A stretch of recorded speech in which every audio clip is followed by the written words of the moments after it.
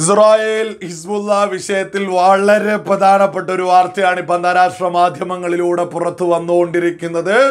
മൂന്നാമതും ഇസ്രായേലി സൈന്യം ശക്തമായിട്ടുള്ളൊരു അടി ഹിസ്ബുള്ളക്ക് നേരെ നടത്തിയിരിക്കുന്നു. നമുക്കറിയാം, ആദ്യഘട്ടത്തിൽ പേജറുകളിലൂടെയുള്ളൊരു ആക്രമണമായിരുന്നു. ഹിസ്ബുള്ളയുടെ പോക്കറ്റുകളിലേക്ക് കടന്നു കയറിക്കൊണ്ടുള്ളൊരു ആക്രമണമായിരുന്നു മൊസാദ് നടത്തിയിട്ടുണ്ടായിരുന്നത്. ലോകത്ത് സമാധാനം ആഗ്രഹിക്കുന്ന സകല ആളുകളും മൊസാദിന്റെ ഈ നീക്കത്തെ കൈയടിച്ചുകൊണ്ടു തന്നെ സ്വീകരിച്ചു. എന്നാൽ ഹിസ്ബുള്ള സകല ആത്മാഭിമാനം തിരിച്ചു പിടിക്കുന്നതിന്റെ ഭാഗമായിട്ട് ആ ഞെട്ടലിലും രംഗത്ത് വന്നുകൊണ്ട് ഹിസ്ബുള്ള വിളിച്ചു പറഞ്ഞു, ഞങ്ങൾക്ക് യുദ്ധത്തിലേറ്റിട്ടുള്ള ഏറ്റവും വലിയൊരു തിരിച്ചടിയാണിത്. ഇതിന് ഞങ്ങൾ ഇസ്രായേലിനെതിരെ ആഞ്ഞടിക്കും, ഞങ്ങൾ ഇതിന് മറുപടി ഇസ്രായേലിന് കൊടുക്കുമെന്ന് പറഞ്ഞ നാവുള്ളിലേക്ക് വെക്കുന്നതിന് മുമ്പ് തന്നെ മൊസാദ് രണ്ടാം ഘട്ടത്തിലുള്ള വലിയൊരു അടി ഹിസ്ബുള്ളക്ക് നേരെ നടത്തിയിട്ടുണ്ടായിരുന്നു. അതിൽ വാക്കി ടോക്കികള്, റേഡിയോകള്, കാർ റേഡിയോകള്, സോളാർ യൂണിറ്റുകള്, ഹിസ്ബുള്ള ഓഫീസുകളിലെ ലാൻഡ് ഫോണുകള്, അതായത് ഇലക്ട്രോണിക് ഡിവൈസുകളൊക്കെ തന്നെ രണ്ടാം ഘട്ടത്തിൽ പൊട്ടിത്തെറിച്ചു. പ്രത്യേകം ഓർക്കണം, ആദ്യഘട്ടത്തിലെ പേജറുകളുടെ ആക്രമണത്തിൽ കൊല്ലപ്പെട്ടിട്ടുള്ള ഭീകരരുടെ സംസ്കാര ചടങ്ങ് നടക്കുന്നതിന്റെ തൊട്ടടുത്തു നിന്ന് പോലും രണ്ടാം ഘട്ടത്തിൽ ഇലക്ട്രോണിക് ഡിവൈസുകൾ പൊട്ടിത്തെറിച്ചു എന്നുള്ളതും അന്താരാഷ്ട്ര മാധ്യമങ്ങളിലൂടെ വളരെ വ്യക്തമായിട്ട് വാർത്തകൾ വന്നുകൊണ്ടിരിക്കുന്നുണ്ട്. ഈ രണ്ടാം ഘട്ടം ആക്രമണവും കൂടി ഹിസ്ബുള്ളക്ക് നേരെ വന്നതോടുകൂടിയിട്ട് ഹിസ്ബുള്ളക്ക് ആശയവിനിമയം നടത്താൻ പോലും ഒരു സംവിധാനമില്ലാത്ത ഗതികെട്ട അവസ്ഥയിലേക്കാണ് എത്തിയിട്ടുള്ളത്. എന്നിരുന്നാലും ഇതുമായി ബന്ധപ്പെട്ട് ഹിസ്ബുള്ളയുടെ മേധാവി ഹസൻ നസ്രുള്ള ഒരു പ്രസംഗത്തിനൊക്കെ, അതായത് ഈ ഒരു വ്യക്തി 10-25 ഒരുപാട് വർഷക്കാലമായിട്ട് ഒളിവിലാണ് ജീവിക്കുന്നത്. ഒരു ഘട്ടത്തിലും പൊതുസ്ഥലങ്ങളിലേക്ക് ഈ പറയുന്ന ഹിസ്ബുള്ളയുടെ മേധാവി രംഗത്ത് വരാറില്ല.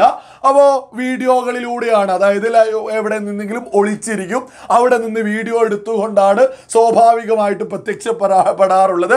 വീഡിയോകളിലൂടെ മാത്രം പ്രത്യക്ഷപ്പെടുന്ന ഒരു മേധാവിയാണ് ഹിസ്ബുള്ളയുടെ മേധാവി ഹസൻ നസ്രുള്ള എന്ന് പറയുന്നത്.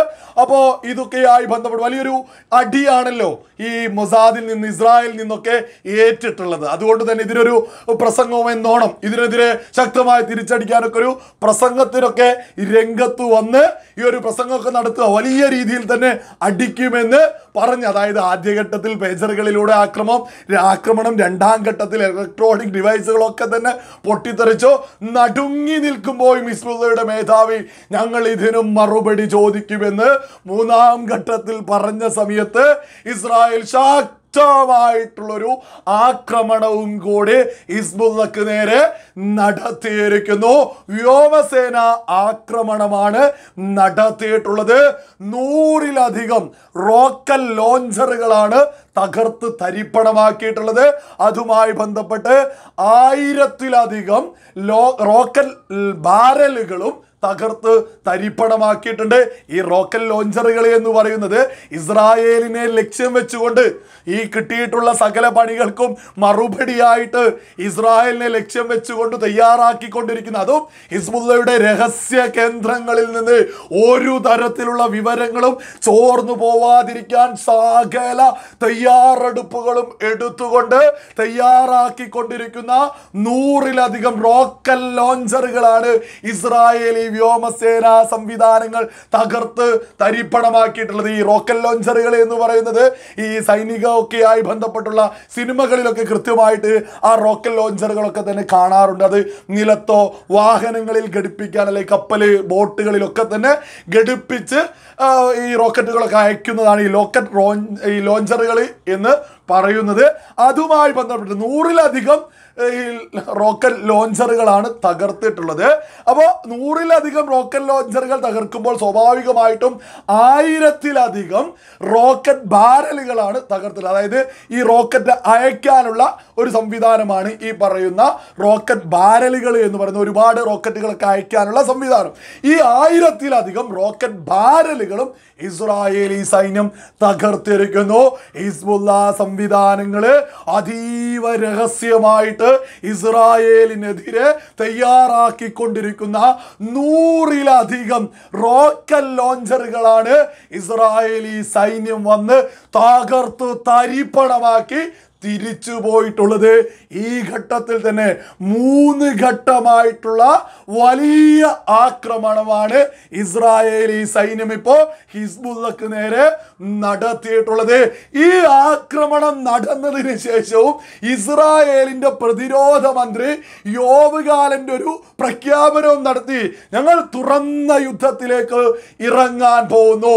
ഈ പറയുന്ന ഹിസ്ബുള്ളയെ തീർത്തിട്ട് മാത്രമേ ഞങ്ങൾ ഈ യുദ്ധം അവസാനിപ്പിക്കൂ എന്ന രീതിയിൽ തന്നെയാണ് ഈ സമയത്തും ഇസ്രായേലിന്റെ പ്രതിരോധ മന്ത്രി യോവ് ഗാലന്റ് ലോകത്തോട് പ്രഖ്യാപിച്ചിട്ടുള്ളത്. ഇതുമായി ബന്ധപ്പെട്ട് അമേരിക്കയും ഒരു പ്രഖ്യാപനം നടത്തിയിട്ടുണ്ട്. ഹിസ്ബുള്ള ഇസ്രായേലിലേക്കുള്ള ആക്രമണങ്ങൾ നിർത്തിയാൽ മാത്രമേ ഞങ്ങൾ മധ്യസ്ഥ ചർച്ചകൾക്ക് ഇടപെടൂ, ഞങ്ങൾ മധ്യസ്ഥ ചർച്ചയിലേക്ക് കാര്യങ്ങളുമായിട്ട് മുന്നോട്ട് പോകൂ, അല്ലാത്ത പക്ഷം ഞങ്ങൾ ഈ മധ്യസ്ഥ ചർച്ചയുമായിട്ട് രംഗത്തേക്ക് വരില്ല എന്ന്. കാരണം ഇസ്രായേലിലേക്ക് ഹിസ്ബുള്ള ആക്രമണം നടത്തിയാൽ സ്വാഭാവികമായിട്ടും ഇസ്രായേൽ അടിക്കുമെന്നുള്ളതൊരു യാഥാർത്ഥ്യമാണ്. ഹിസ്ബുള്ളക്ക് നേരെ ഇപ്പോ ശക്തമായിട്ടുള്ള ആക്രമണങ്ങളാണ് നടന്നുകൊണ്ടിരിക്കുന്നത്. 3ാം ഘട്ടം ആക്രമണമാണിപ്പോ നടന്നിട്ടുള്ളത്. ഇതൊക്കെ തന്നെ സകല ആളുകളും തിരിച്ചറിയണം. ഈ ദിവസങ്ങൾക്കുള്ളിലാണ് ഓരോ ഘട്ടത്തിലും ആക്രമണങ്ങൾ നടന്നുകൊണ്ടിരിക്കുന്നത്. ഹിസ്ബുള്ള കേന്ദ്രങ്ങൾ ഇപ്പോ വലിയ വെപ്രാളത്തിലാ. ഈ ഹിസ്ബുള്ളയുടെ പ്രധാനപ്പെട്ട ശക്തി കേന്ദ്രങ്ങളിലാ ഈ റോക്കറ്റ് ലോഞ്ചറുകളൊക്കെ തന്നെ തയ്യാറാക്കിയിരുന്നത്. ഈ ശക്തി കേന്ദ്രങ്ങളിലേക്കാണ് ഇസ്രായേലി സൈന്യം കടന്നു കയറി വന്നിട്ട് സകലതും തകർത്ത് തരിപ്പണമാക്കിയിട്ട് ഇസ്രായേലി സൈന്യം തിരിച്ചു പോകുന്നത്. വലിയ മുന്നേറ്റം തന്നെയാണ് ഇസ്രായേൽ ഇപ്പോ നടത്തിക്കൊണ്ടേ ഇരിക്കുന്നത്. ലോകത്തൊരു ഭീകരവാദ ഗ്രൂപ്പും വിജയിക്കില്ല എന്നുള്ളത് തന്നെയാണ് വളരെ വലിയ യാഥാർത്ഥ്യം. അന്തിമ വിജയം നീതിക്ക് മാത്രമാണ് എന്നുള്ളതിലൊന്നും ഒരു തർക്കവും ആർക്കും തന്നെ വേണ്ട. ഇസ്രായേൽ ഇന്ന് പോരാടുന്നത് ഭീകരവാദികൾക്കെതിരെയാണ്, ലോക സമാധാനത്തിന് വേണ്ടിയാണ്. ഈ ഹിസ്ബുള്ളയും ഹമാസും ഹൂത്തിയും ഇതൊക്കെയായി ബന്ധപ്പെട്ട ഭീകര സംഘടനകൾ ലോകത്ത് നിന്ന് ഇല്ലാതായാൽ മാത്രമേ ലോകത്ത് സമാധാനം ഉണ്ടാവൂ എന്നുള്ളത് സകല സുബോധമുള്ള ആളുകളും തിരിച്ചറിയുക. ഈ ഒരു പോരാട്ടത്തിൽ അന്തിമ വിജയം ഇസ്രായേൽ തന്നെയാണ് നേടേണ്ടത് എന്നുള്ളതിലും ഒരു തർക്കവും വേണ്ട. ഭീകരവാദികൾക്കെതിരെയുള്ള ഇസ്രായേലിന്റെ ഇതുപോലെയുള്ള ശക്തമായിട്ടുള്ള മുന്നേറ്റങ്ങള് ലോകത്ത് സമാധാനം ആഗ്രഹിക്കുന്ന ഏതൊരാളെ സംബന്ധിച്ചും വളരെ ഏറെ സന്തോഷം നൽകുന്നത് തന്നെയാണ്.